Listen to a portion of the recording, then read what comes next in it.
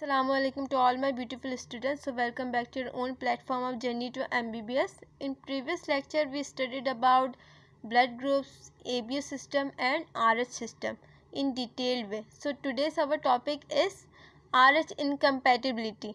ठीक, RH के बारे में आज हम एक केस डिस्कस करने वाले हैं, एक प्रेग्नेंट लेडी का केस. ठीक है, सो देख लेते हैं. जो हमारे पास मदर है, मदर एंड फादर दोनों डिटरमाइन करेंगे कि बच्चे का RH फैक्टर क्या होगा. ठीक है, फैक्ट ये है कि अगर इनमें से कोई भी एक पॉजिटिव है तो बच्चा विल बी पॉजिटिव, इर्रिस्पेक्टिव के मदर है या फादर है.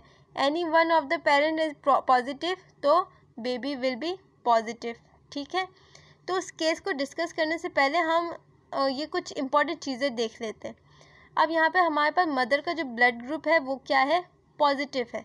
फादर का पॉजिटिव है तो बच्चा will be positive. Everything is normal. ठीक, अब चलते हैं सेकंड में.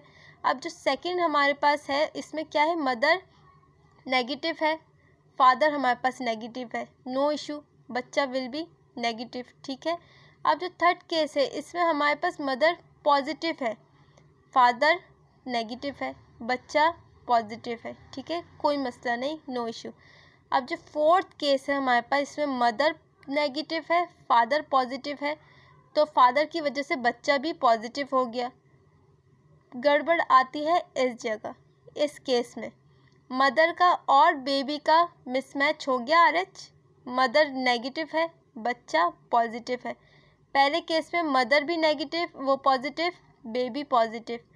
Mother negative, baby negative, mother positive, baby positive, match. ठीक है, जो सबसे लास्ट केस है इसमें मदर नेगेटिव, बच्चा पॉजिटिव. ठीक है, मिसमैच कर गया यहाँ पे RH, मसला आता है यहाँ पे. ठीक है, इस कंडीशन को कहते हैं इरेथ्रोब्लास्टोसिस फेटालिसिस.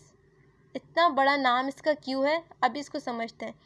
और ये कौन सी डिजीज़ को, इसको कौन सी डिजीज़ कहते हैं, इसको कहते हैं haemolytic disease of newborn. Newborn में होती है ये डिजीज़. ठीक है, अब एक चीज़ आपको याद होगी कि RBC बनने के हमने 3 स्टेप्स पढ़े थे. ठीक है, ये इरेथ्रो, ये वर्ड हमने RBC में पढ़ा था ना, रेड ब्लड सेल्स में. ठीक है, इरेथ्रो किसको कहते हैं, रेड को. इरेथ्रोसाइट्स याद आया, रेड सेल्स.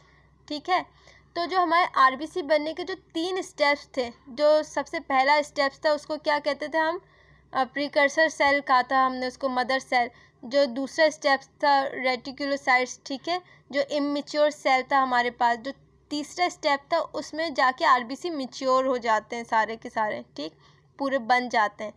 तो इस केस में होता क्या है, जब मिसमैच हुआ RH फैक्टर का तो बच्चे के जो RBC है वो बहुत तेज़ी से डिस्ट्रक्टिव होना शुरू हो जाते हैं. ठीक है, बहुत तेज़ी से. तो रेड बोन मैरो क्या करता है, रेड बोन मैरो उसको टाइम ही नहीं मिलता कि वो RBC के सेल्स को पूरा मैच्योर करे, उसके बाद रिलीज़ करे. उसके टाइम ही नहीं मिलता. वो क्या करता है, वो इमेच्योर RBCs को ही रिलीज़ कर देता है अपने अंदर से. ठीक है, RBC की कमी को देखकर. ठीक है, तो बहुत तेज़ से जैसे बच्चे के अंदर RBC का डिस्ट्रक्शन हो रहा होता है तो बच्चे के अंदर RBC की कमी हो रही है. ठीक है, सारे इसके RBC डैमेज हो रहे हैं. तो रेड बोन मैरो क्या करता है, इमेच्योर RBC को ही रिलीज़ कर देता है. ठीक है, इस वजह से इस कंडीशन को हमने कहा है इरेथ्रोब्लास्टोसिस फेटालिसिस. अब आते हैं केस की तरफ. ठीक है, ये मदर है हमारे पास, प्रेग्नेंट मदर, और ये इनके अंदर ये बेबी है RH पॉजिटिव का. ठीक है, mother who has RH negative but she has a positive fetus development inside her. ठीक, अब जो पहली प्रेगनेंसी है, पहली प्रेगनेंसी में क्या होगा, सब कुछ नॉर्मल होगा पहली प्रेगनेंसी में. क्यों होगा, क्योंकि जो हमारे पास हमारे ब्लड में जो एंटीबॉडीज़ थी हमारे पास, वो एंटीबॉडीज़ हमारी पहले से ही मौजूद है. जब हमारे बॉडी में ब्लड बनना शुरू हुआ तो साथ में हमारे एंटीबॉडीज़ वगैरह भी उसी टाइम ही बन जाती है. ठीक है, तो वो पहले से ही मौजूद थी. लेकिन ये जो RH फैक्टर में ऐसा नहीं है. ये जो एंटीबॉडी है ये बाद में बनना शुरू होती है, जब इनको लगता है कि अब ज़रूरत पड़ गई है, ठीक है, अब कोई बाहर का RH हमारे अंदर आ गया है, तब जाके ये एंटी RH बनाना शुरू करते हैं, ठीक है। तो जो पहली प्रेगनेंसी होगी उस टाइम पे जो फर्स्ट एंटीबॉडी बनी होगी वो क्या है, उसे हम कहते हैं IgM। 5 एंटीबॉडीज़ होती है, ठीक है। जो सबसे बड़ी एंटीबॉडी है उसको हम कहते हैं IgM।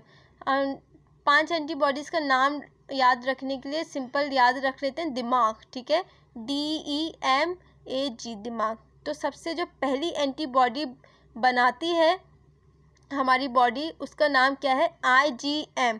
देखिए IgM के साथ मसला ये है कि IgM ये प्लेसेंटा क्रॉस करके फीटस तक पहुंच नहीं सकती, ये बड़ी एंटीबॉडी होती है ना, तो ये प्लेसेंटा क्या है, ये प्लेसेंटा हमारा जो फीटस है, फीटस और मदर के ब्लड ग्रुप को मैच नहीं होने देता आपस में। आपको पता है कि कैपिलरीज बहुत पास पास होती है, ठीक है, मदर के और फीटस की कैपिलरीज में से न्यूट्रिएंट्स का, वेस्ट का, हर चीज़ का ट्रांसपोर्ट हो जाता है, लेकिन ब्लड अपनी अपनी डायरेक्शन में फ्लो कर रहा होता है। कैसे, ये जैसे कि कैपिलरीज है हमारी, ठीक है, ये कैपिलरीज है।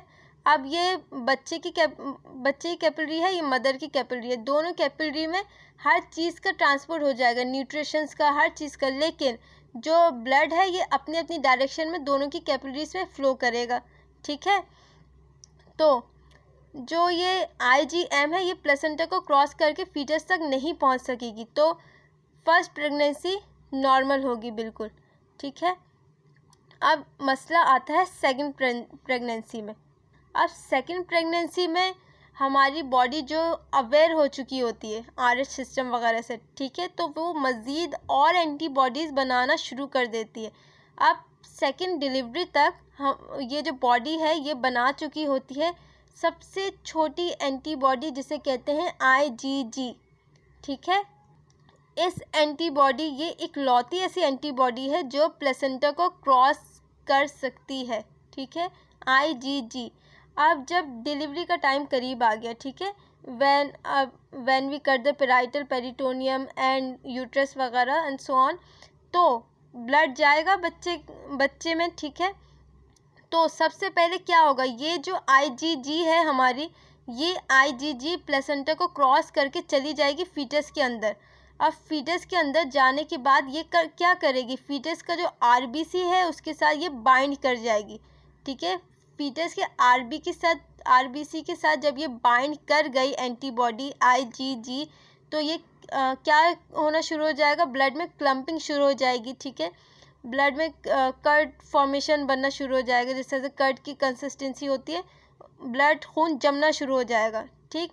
तो उससे क्या होगा, this condition is lead to, इसमें IgG क्या कर रहा है, डिस्ट्रॉय कर रहा है फीटल के RBC को। डिस्ट्रॉय करने से क्या हो जाएगा, इसमें सेवर अनेमिया हो जाएगा, जॉन्डिस हो जाएगा बच्चे को, ठीक है।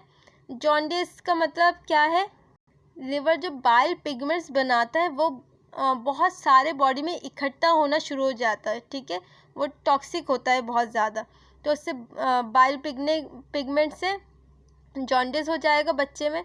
तो this condition is lead to still birth, ठीक है। स्टिल बर्थ का मतलब क्या है, बच्चा डेथ पैदा होगा बच्चा, ठीक है। तो वो सेकंड प्रेगनेंसी हो या सेकंड प्रेगनेंसी के बाद जितनी भी प्रेगनेंसी हो ऑनवर्ड्स, स्टिल बर्थ है इसका रिज़ल्ट, ठीक है। तो इसमें इस चीज़ से बचा कैसे जा सकता है, thanks to the science and medical, ठीक है। तो इस कंडीशन को सुन के बहुत सारे स्टूडेंट्स डर गए होंगे कि अब क्या हो सकता है, अब क्या करेंगे, लेकिन इस चीज़ से प्रिवेंट करने के लिए एक वैक्सीन है जो कि दी जाती है मदर को फर्स्ट प्रेगनेंसी के बाद। उस वैक्सीन का नाम है रोगम, ठीक है, फर्स्ट प्रेगनेंसी के बाद दी जाती है। ये वैक्सीन करता क्या है, ये वैक्सीन यहाँ पे एक बैरियर बना लेता है, ये बैरियर आपको नज़र आ रहा है, ये बैरियर ये वैक्सीन बना लेता है। तो फिर बैरियर बनाने के बाद ये जो हमारी IgG है, जो सबसे छोटी एंटीबॉडी है ये क्या करती है, ये इस बैरियर को क्रॉस करके प्लेसेंटा तक जा नहीं सकती। ठीक, तो बच्चा क्या होता है, सेफ हो जाता है इसके बाद से। ठीक है।